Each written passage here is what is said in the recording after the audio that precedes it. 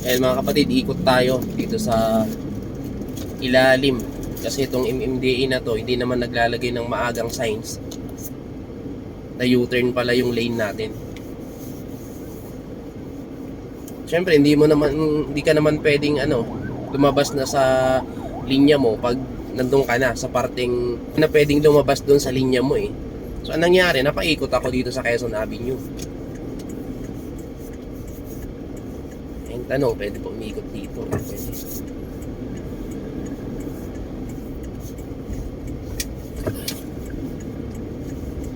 Ikot, balik ulit ang traffic. Balik ulit sa SM.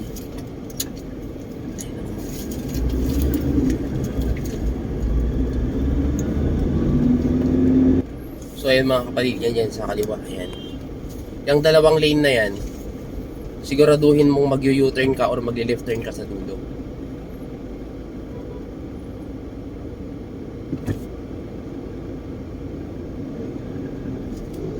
Kasi pag nandyan ka na sa dalawang lane na yan, patay ka. Di ka na makakadiretso. Kaya nga maganda sana dito pa lang or doon pa lang naglagay na sila ng signs. Pwede silang maglagay sa taas or magpintura dito sa kalsada. Kaya patay itong bus na to. Sige. Kaya nakita nyo yung bus na yan mga kapatid. Oh, yan. Napunta na siya dun sa U-turn. Kaya sumingit na siya dito sa line namin.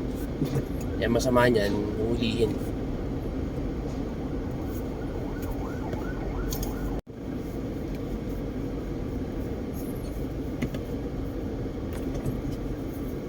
So ayan na yung dalawang lane dyan sa kaliwa ko. Pag napunta ka dyan, kagaya ng nangyari sa akin kanina, bumalik ako ng EDSA Quezon Avenue.